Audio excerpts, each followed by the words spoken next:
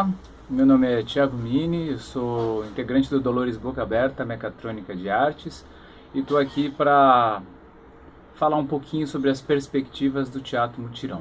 Eu começo a fazer teatro ainda adolescente, né, no ensino médio, primeiro e segundo ano, né, num grupo de teatro amador da escola. E a partir daí eu parto para um curso profissionalizante de 3 anos no INDAC. Passo por algumas tentativas de constituir grupo, amigos, conhecidos, até vou trabalhar no teatro mais convencional, assim, digamos, né? E começo a ver como funciona mais ou menos a estrutura de teatro e não me encaixo muito bem, né? Daí as tentativas de ter um grupo, de criar uma dinâmica própria, e não se vê fazendo arte numa relação de empregador e empregado. Paralelo a isso, eu tenho um rolê aí de literatura de rua, né, podemos dizer assim, onde eu trabalhava com os meus poemas, eu editava eles e vendia artesanalmente nas ruas, fazendo disso um modo de vida, né, de sobrevivência e também de existência, né, um modo de falar com o mundo. E é mais ou menos daí onde eu construo a minha, vamos dizer assim, minha visão de mundo, né, de arte. Tem aí uma atitude um pouco anarquista, né, diante do mundo.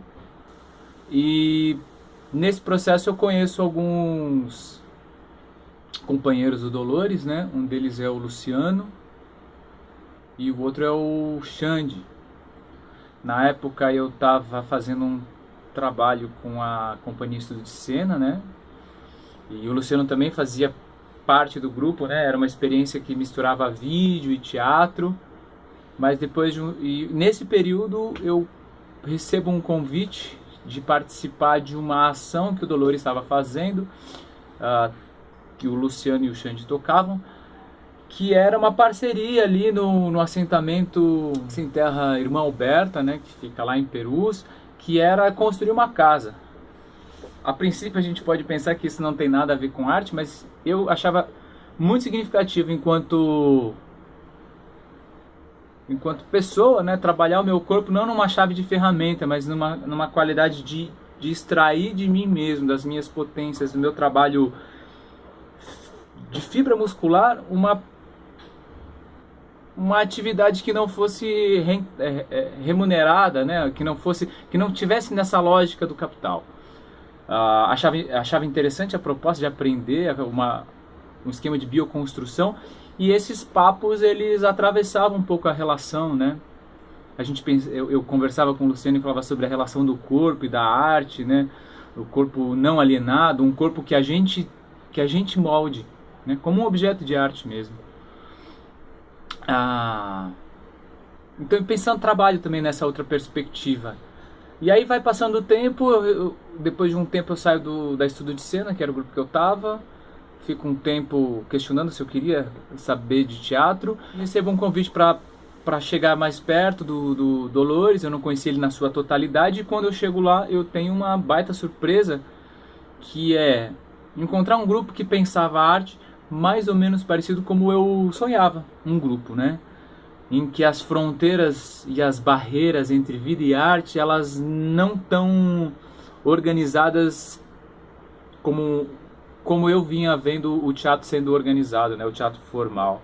Encontrei um espaço onde eu poderia construir junto uma visão em que arte, vida, estética e política estavam muito amarrados, né? E isso sintetiza basicamente o que é o teatro mutirão, né? Então o que eu vi nesse grupo que me chamou a atenção? Que é essa perspectiva de classe, somos classe trabalhadora com o desejo de fazer arte, uma perspectiva comunitária, em que as pequenas relações ali importam e são importantes, elas constroem, solidificam.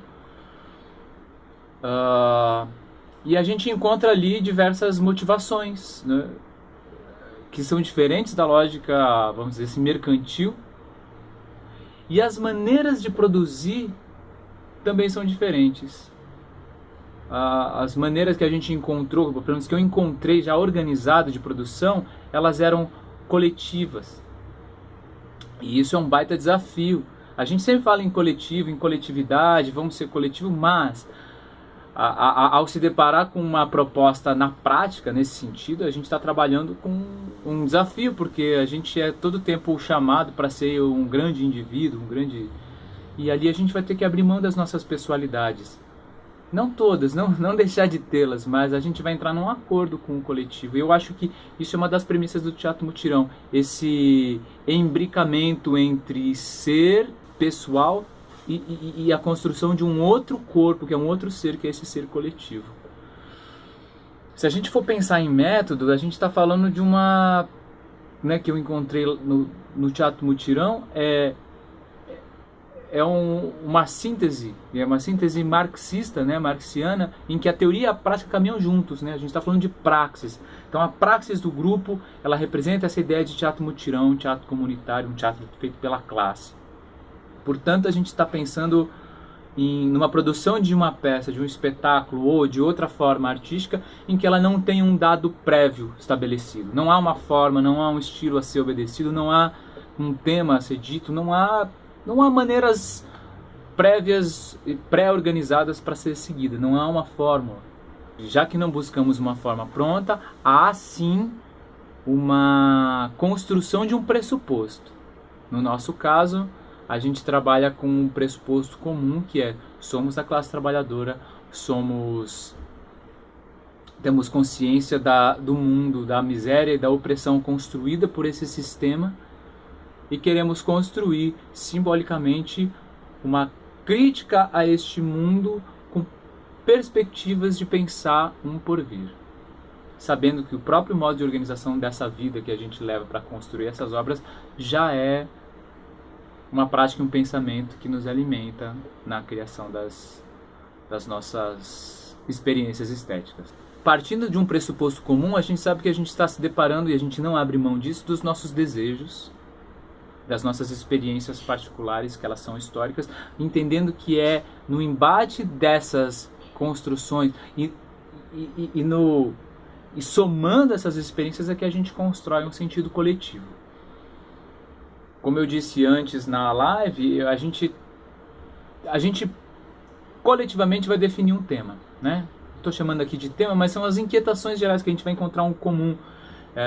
Talvez elas não sejam exatamente aquilo que eu desejo falar, mas parece que muitas das vezes é aquilo que coletivamente a gente percebe que precisa dizer. Como eu tinha falado sobre a forma, não existe uma forma pré-estabelecida para fazer isso. Então, a gente parte, depois de estabelecido um tema, depois de muito debate, depois de muito café, depois de muita humanização de processo, a gente vai para as experimentações das formas de se dizer aquilo que a gente mais ou menos acha que é o assunto, né, o tema a ser tratado. Mais ou menos com esse percurso todo, né, da minha chegada pessoal ao grupo, da minha visão do que é o Teatro Mutirão, eu vou propor alguns experimentos para vocês, e que eles têm a seguinte característica, de que apesar da gente não ter uma forma pré-estabelecida na qual a gente vai chegar, a gente sabe que existe algum conhecimento acumulado no nosso modo de fazer que eu queria passar para vocês, tá? Na verdade é um exercício em duas partes, que é da gente tentar encontrar uma síntese imagética de um tema. Quando eu falo de imagem, eu não estou falando exatamente de uma fotografia. Eu estou tentando trazer para vocês aqui mais ou menos como a gente entende gestos. Eu vou colocar para vocês um vídeo, um material sobre gestos de um dramaturgo alemão e fazedor de teatro chamado Bertolt Brecht. Ele teoriza um pouco a questão do gestos e seria mais ou menos o significado social do gesto. E o gesto não é exatamente um gesto pessoal do ator. Para nós é uma composição cênica que ela está dizendo um pouco mais do que a gente vê. Seriam as entrelinhas, né? O sentido global de uma imagem, o sentido global de uma cena. Das nossas experiências, a gente descobriu que quando a gente entendia bem do que a gente queria falar, a gente conseguia produzir uma imagem daquilo. Uma imagem que falasse para além dela. Eu vou colocar para vocês também como material de apoio 3 imagens. Uma delas é o do Nelson Teich, quando foi declarado ministro. Eu não sei se vocês lembram dessa imagem, mas ela vai estar no material. É ele tentando colocar máscara. O pulo do gato temos as informações, é um ministro da área da saúde sendo empossado durante uma pandemia. Com essas informações, o gesto dele fala um monte de coisa. Eu quero que vocês deem uma olhada, pensem aí, eu não vou dar spoiler sobre isso. Vocês devem se lembrar da imagem, mas de qualquer maneira está ali para quem não se lembra. A outra imagem são 2 crianças brincando durante a pandemia. Nessa imagem vocês vão ver. E imaginem as informações que vocês têm. É uma pandemia, as pessoas estão em quarentena, pais buscam distrair as suas crianças. Na fotografia, vocês vão ver objetos que estão servindo de recreação. As crianças pintando. Observem a caixa, deem uma olhada do que é e tentem fazer a ponte para compreender. Eu estou dando aqui o caminho das pedras porque o nosso desafio não é descobrir o que quer dizer, mas mostrar como que essa imagem ela dá um salto, né, de significação e de importância. E por que eu peguei 2 imagens? Uma do Nelson Teich e uma de crianças. Porque eu quero que a gente também passe a elaborar essa síntese poético-política, lembrando que eu não preciso necessariamente buscar uma cena pública para falar de política. A partir de um dado privado, eu também posso fazer dele dar a ele uma leitura de uma potência política e pública, né?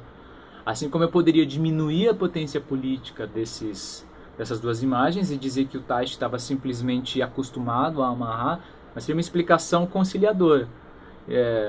Porque para mim não interessa muito se o Teich sabia ou não sabia, se foi um equívoco, porque geralmente as máscaras de médico eles amarram, né, foi o que disseram.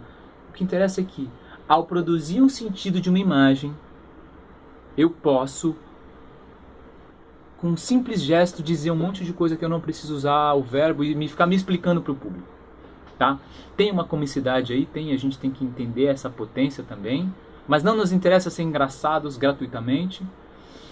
E também, por outro lado, não, né, trazer esse contexto, nem pensem na infância, mas a vida privada de crianças. Então a gente vai ter que se colocar numa situação que aparentemente é privada e pertence a um drama pessoal, mas que ela está alastrada, né, pela sociedade, e ela diz mais sobre um adoecimento de uma sociedade do que exatamente sobre uma,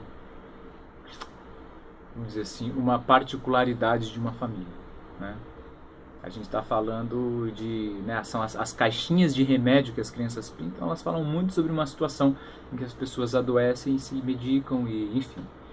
Aí as leituras a gente poderia sempre, né, aumentar e crescê-las. Eu vou colocar essas imagens, vocês deem uma olhada, terá o texto também do Brecht para vocês darem uma olhada. O que eu queria aqui para finalizar é que vocês entendessem que a partir de uma síntese, a partir de uma discussão que eu tenho de alguma inquietação, eu posso produzir uma imagem que ela não só relata, mas ela também dá uma nova informação que coloca o público em, vamos dizer assim, num estado de jogo. Eu preciso desvendar, e esse desvendamento também me traz me traz um arrebatamento, me traz uma reflexão e me coloca num outro patamar que não é assistir uma peça passivamente, tá? A princípio a gente vai fazer esse exercício individual, mas em outros momentos a gente vai buscar fazer isso com mais pessoas, em coro e tal. Eu espero que vocês tenham gostado e até o próximo encontro.